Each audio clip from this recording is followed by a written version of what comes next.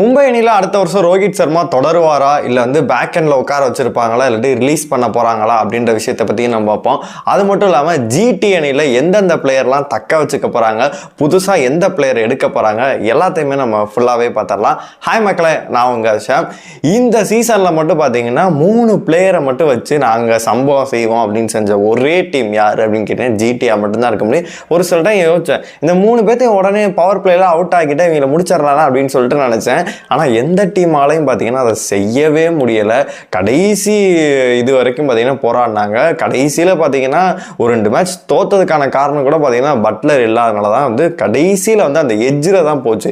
CSK match ஜெயிச்சிருந்தாங்கன்னா இன்னும் qualifier 1 விளாண்டு final போயிருப்பாங்க. அந்த மாதிரி எங்கேயோ ஒரு இடத்துல அடிபட்டு பார்த்தீங்கன்னா இன்னைக்கு வந்து 4வது இடத்துல முடிச்சு வெளியிலையுமே போயிருந்தாங்க. அடுத்த சீசன் கண்டிப்பாக வந்து நம்ம எந்த இடத்துல விட்டோம் அப்படின்னு சொல்லிட்டு கண்டிப்பாக பார்ப்பாங்க.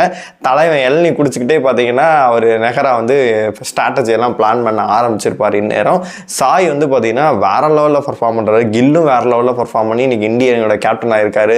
ஜாஸ் பட்லரும் சூப்பராக பர்ஃபார்ம் பண்ணாரு. அவங்க எங்கே விட்டாங்க அப்படின்னு கேட்டிங்கன்னா இந்த 3 பேரை நம்பி இருந்தாங்க.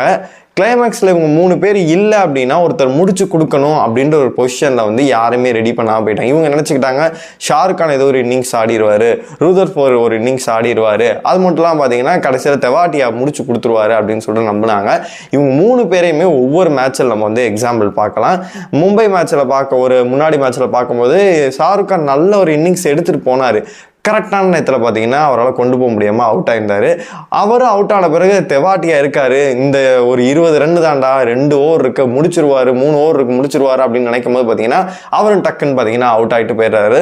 ரூதர்ஃபோர்ட் கரெக்டான நேரத்தில் வந்து அவுட் ஆயிடுறாரு. இவங்க என்ன பண்ணாங்க அப்படின்னு கேட்டிங்கன்னா முன்னாடியே வந்து வாஷிங்டன் சுந்தரை வந்து கொண்டு வந்து ஆடா வச்சுருந்தாங்க அப்படின்னா கண்டிப்பாகவே மிடில் ஆர்டரில் வந்து ஒரு பிழைகள் இருந்திருக்காது. அந்த இடத்துல தான் அவங்க தவறு பண்ணாங்க. சரி, பேட்டிங்கில் தான் இப்படி ஒரு குறைகள் இருக்குது அப்படின்னு கேட்டிங்கன்னா அப்படியே பவுலிங் போனோம் அப்படின்னா சிராஜ் வந்து ஸ்டார்டிங்கில் வேற மாதிரி ஸ்பெல் போட்டார், செம்மையாக பர்ஃபார்ம் பண்ணி கொடுத்தாரு. டாட் பால்ஸ் எல்லாம் செம்மையாக பண்ணார். சலைவா வந்ததுலேருந்து நான் தாமல அப்படின்ற மாதிரி பண்ணார். அப்படியே பார்த்தீங்கன்னா ஒரு சில மேட்ச் வந்து பழைய சிராஜை வந்து நம்மளை பார்த்த மாதிரி இருக்குது, பழைய சந்திரமுகியை நான் பார்த்த மாதிரி இருந்துச்சுன்னு சொல்லிட்டு பழைய சிராஜ் ஆர்சிபியில் இருப்பார்ல, ஒரு ஓவருக்கு இப்படி இவ்வளோ ரன்னு கொடுக்குறது, சதம் அடிக்கிறது, அந்த மாதிரிலாம் பண்ணுவார்ல, அரை சதம்லாம் அடிப்பார். அந்த மாதிரி சிராஜை பார்த்த மாதிரி இருந்துச்சு. கிளைமேக்ஸில் வந்து கொஞ்சம் அவர் வந்து பேடாக தான் போராதான் ஒர்க் பண்ணிட்டு இருந்தார். அவங்களுக்கு மிகப்பெரிய ஒரு ட்ராபேக் என்ன அப்படின்னு கேட்டிங்கன்னா ரபாடாவை நம்பி எடுத்தாங்க. 10 crore மேலே ஸ்பெண்ட் பண்ணி எடுத்தாங்க. சிறின் பேன் ஆனார். திடீர்னு பார்த்தீங்கன்னா ஒழுங்காக ஒர்க் ஆக மாட்டேங்குது, அதனால ஒரு போச்சு. அதே மாதிரி ரஷீத் கான்னு பார்த்தீங்கன்னா அவர் தான் இருக்கிறதுல கீ பவுலர்னு சொல்லிட்டு நம்மளுக்கு நல்லாவே தெரியும். எஸ்ஆர்ஹெச்சில் அவர் இருந்தபோது என்ன மாதிரி பர்ஃபார்மன்ஸை கொடுத்தாரு, வேற மாதிரி. இந்த சீசனே பார்த்தீங்கன்னா அவரை வந்து நீங்கள் ஆக்ஷனுக்கு வாங்க நாங்கள் உங்களை எடுத்துக்கிறோம்னு சொல்லிட்டு பல டீம் வந்து போட்டி போட்டாங்க. என்னை பார்த்தா அவர் வந்திருந்தாரு அப்படின்னா அவர் ஒரு 30 கோடி கூட போயிருந்திருப்பார். பேட் லக் வரல, வந்தான திட்டு தான் வாங்கியிருப்பார். அதனால வந்து அவரோட சீசனாகவே இதில் கடைசி மேட்ச்சில் தான் பார்த்தீங்கன்னா ஸ்பெல் வந்து அந்தளவு நல்லா போட்டார். அந்த மாதிரி அவர் விக்கெட் டேக்கர் பவுலராக இருப்பார். பார்த்தீங்கன்னா அந்தளவு அவரால் பர்ஃபார்ம் பண்ணிடலாம். அது இவங்களுக்கு ஒரு மிகப்பெரிய ஒரு அடியாக இருந்துச்சு. சாய்க்கு வந்து 20வது ஓவர்லாம் கொடுத்தாங்க. அதனால குறிப்பிட்ட மேட்ச்சில் சாயை ஆடவே வைக்கிறது இல்லை, அந்த மாதிரி தான் போயிட்டு இருந்து சாய் கிஷோரை. இப்போ டிஎன்பிஎல்ல வேற லெவலில் கேப்டனாக கூட கலக்கிட்டு இருக்காரு. அப்படி இருக்கும்போது அவருக்கான மேட்சஸும் வந்து அந்த அளவுக்கு கிடைக்கவே இல்லை. ஏதோ குரூசியல் இன்னிங்ஸில் பார்த்தீங்கன்னா விக்கெட்டுகளுமே எடுத்து கொடுத்துருந்தாரு. ஜெரால்ட் கோட்ஸி பார்த்தீங்கன்னா மும்பைலேருந்து வாங்கிட்டு வந்தாங்க. தலைவா நீ பண்ணி கொடு தலைவா அப்படின்னு சொல்லிட்டு பண்ண சொன்னாங்க. அவர் பார்த்தீங்கன்னா கையில் வர கேட்சு கூடுறாரு. திடீர்னு பார்த்தீங்கன்னா ஒவ்வொரு கிளியுது அப்படின்ற மாதிரி. பேட்டிங் வந்து ஓரளவு சூப்பராக இருக்குது அப்படின்னா மிடில் ஆர்டர் மட்டும்தான் வந்து ஹிட்டர்ஸ் மட்டும்தான் இல்லாமல் இருந்துச்சு. ஆனால் பவுலிங் பொறுத்தளவு பிரசித் கிருஷ்ணாவை தவிர சொல்லிக்கிற மாதிரி பார்த்தீங்கன்னா யாருமே வந்து வேற லெவலில் பவுலிங் போட்டு செஞ்சிட்டாங்கயா அப்படின்ற மாதிரி அவங்க டீமில் வந்து பண்ணவே இல்லை. இருந்தாலும் ஸ்டார் பவுலர் ரபாடா பண்ணி கொடுத்துருக்காரு, சிராஜ் இருக்காரு, ஜெரால்ட் கோட்ஸ் இவங்கெல்லாம் பண்ணியிருக்கலாம். ஆனால் யாருமே பண்ணாதனால வந்து மிகப்பெரிய ஒரு 200+ ரன் போக வேண்டியது இருந்துச்சு. ராஜஸ்தான் கூட பார்த்தீங்கன்னா 200+ வந்து சேஸ் பண்ணியே ஜெயிச்சாங்க, வாரி வழங்கினாங்க. சின்ன பையன் வந்து பார்த்தீங்கன்னா 14 வயசு சூரியவன்சி வந்து 100க்கு மேலே அடித்தார் இவங்க டீமோட தான். அப்படி இருக்கும்போது ரொம்பவே குறையா இருந்துச்சு.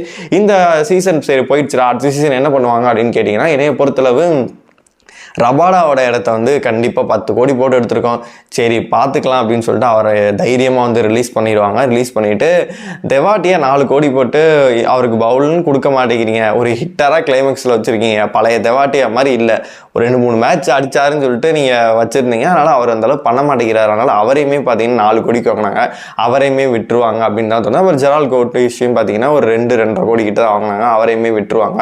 ஆக்ஷன் பர்ஸில் பார்த்தீங்கன்னா இப்போ சிஎஸ்கே ஒரு 30 கோடிக்கு மேலே வருவாங்க, அங்கே எல்எஸ்ஜி பார்த்தீங்கன்னா அவங்களும் ஒரு 30 கோடிக்கு பார்த்தீங்கன்னா ரிஷப் பண்ட் எல்லாத்தையும் ரெடி பண்ணி வச்சுருக்காங்க. அதனால் ஒரு சில டீம்ஸ் வந்து பார்த்தீங்கன்னா ரொம்ப ஹார்டாக ஒரு 2-3 டீம் வச்சுருப்பாங்க. இப்போ ஆர்சிபியை பொறுத்தவரை எங்களுக்கு ஆல்ரெடி எவ்வளோ பேர் இருக்காங்க, நாங்கள் ரீட்டைன் பண்ணியே பொழப்ப நடத்திப்போம்னு சொல்லிட்டு அவங்களுக்கெல்லாம் தேவையே கிடையாது. இவங்களை பொறுத்தளவு ஒரு ஸ்டார் பவுலர் அண்ட் ஒரு ஹிட்டர் வந்து கண்டிப்பாகவே தேவை அப்படின்னு தான் சொல்லணும். இப்போ பேட்டிங்கில் பொறுத்தளவு ஜாஸ் பட்லர், சாய் கில் இவங்க 3 பேருமே நல்லா பண்ணிடுவாங்க. ஷாருக் கான் வந்து ஒரு சூப்பராக பண்ணிடுவார். கிளைமேக்ஸில் வந்து முடிச்சு கொடுக்குற மாதிரி பார்த்தீங்கன்னா ஒரு ஹர்திக் பாண்டியா மாதிரியோ ஒரு டிம் டேவிட் மாதிரியோ ஏதாச்சும் ஒரு சூப்பரான, இப்போ நவந்தீர் பார்த்தீங்கன்னா ஒரு சூப்பராக பண்ணுறாரு யங்ஸ்டராக இருந்துட்டு, அந்த மாதிரி ஒரு முடிச்சு கொடுக்குற மாதிரி டெவல் பிரேவிஸ் மாதிரியோ ஒரு சூப்பரான ஒரு பிளேயர் தேவை. அதுக்கு இவங்க ட்ரை பண்ணி ஆகணும். அது மட்டும் இல்லாமல் பார்த்தீங்கன்னா ஒரு சூப்பரான பவுலர் இவங்க கொடுத்தாங்க அப்படின்னா, இப்போ சிராஜ் வந்து அடுத்த சீசன் நல்லா பண்ணுவார், ரீட்டைன் அவரையும் 10 கோடிக்கு மேலே தான் போட்டு எடுத்தாங்க, அவரே ரீட்டைன் பண்ணிடுவாங்க. பிரசித் கிருஷ்ணா நல்லா போட்டுருவார். பவர் பிளேயில் ஒரு ஸ்டார் பவுலர் எடுத்துட்டாங்க அப்படின்னா இவங்க டீமுக்கு வந்து நல்லாவே யூஸ்ஃபுல்லாக இருக்கும். நெக்ஸ்ட் சீசன் என்ன பண்ணுறாங்க அப்படின்னு சொல்லிட்டு வெயிட் பண்ணி பார்க்கலாம். ஃபைனலாக நம்ம மும்பை இந்தியன்ஸோட விஷயத்துக்கு வருவோம். அதாவது நீங்கள் சொன்ன கூட படுவீங்க, அதாவது சச்சின் டெண்டுல்கர் இந்த மாதிரி தான் கையில் கூட அடிபட்டுது, அவர் அப்படியே வெளியில் உட்கார வச்சாங்க. சரி இப்போ இம்பாக்ட் பிளேயர்லாம் அப்போ ரூல் இல்லை, பார்த்தா வெளியில் உட்கார வச்சாங்க, இது பண்ணாங்க. பார்த்தீங்கன்னா அப்படி இன்டர்நேஷ்னல் அவர் ரிட்டையர் ஆகியிருந்தார், அப்படியே தள்ளி அப்படியே அவர் போயிட்டார். அதே நிலைமை எதுவும் வந்து ரோஹித்துக்கு வருமா அப்படின்ற ஒரு கொஸ்டின்ஸாக இப்போ ஃபுல்லாகவே எழுந்துட்டுருக்கு. போன சீசனே அது வந்து அவங்க பண்ணியிருக்க கூடாது, கேப்டன்ஷிப்பை எதுக்கு அவர்கிட்ட பறிச்சிங்க கேட்டால் ஃபியூச்சரை நோக்கி யோசிக்கிறோன்னு சொல்லிட்டு இது பண்ணாங்க, 10வது இடத்துல முடித்தாங்க. இந்த சீசனும் பார்த்தீங்கன்னா ஒரு சில தவறான முடிவுகள் வந்து ஹர்திக் பாண்டியாவால் எடுக்க முடியுது. அந்த இடத்துல பார்த்தீங்கன்னா ரோஹித் சர்மா இருந்தால் 130 டிஃபெண்ட் பண்ண முடியும், 148 டிஃபெண்ட் பண்ண முடியும். பழைய இப்போலாம் முடியுமான்னு கேட்டிங்கன்னா ரோஹித் சர்மாவில் ஓவர் ரொட்டேஷன் கரெக்டாக கொடுத்துருவார். அப்படி இருக்கும்போது நீங்கள் அவர் சைடே கேப்டன்ஷிப் போயிருக்கலாம். அப்படி இருக்கும்போது எதுக்கு கேப்டன்ஷிப் பிடிங்க இம்பாக்ட் பிளேயராக வெளியில் உட்காரு, இல்லை ஸ்டார்டிங் ஒரு 4-5 மேட்ச்லாம் பார்த்தீங்கன்னா அவர் 2 ஓவரில் அவுட் ஆகி 20 ஓவர் வந்து பார்த்தீங்கன்னா வரமாட்டார், 2 ஓவர் ஆடிட்டு மொத்தமாக 38 ஓவர் பார்த்தீங்கன்னா அவர் இருக்கவே மாட்டார். அப்படி ஒரு நிலைமை ஆயிடுச்சு. அதனால் என்னை பொறுத்த வரைக்கும் கட்டம் கட்டுகிறார்களான்னு கேட்டால் என்னை பொறுத்த வரைக்கும் அப்சல்யூட்லி ஆமாம் அப்படின்ற மாதிரி தான் சொல்ல முடியும். அடுத்து பார்த்தீங்கன்னா ஃபியூச்சர் இந்தியாவை நோக்கியும் பார்த்தீங்கன்னா ஒன் டேல மட்டும்தான் கேப்டன்ஷிப்பாக இருக்கார். டெஸ்ட்டில் இப்போ சுமன் வந்துட்டார், T20ல் ஸ்கை இருக்கார்.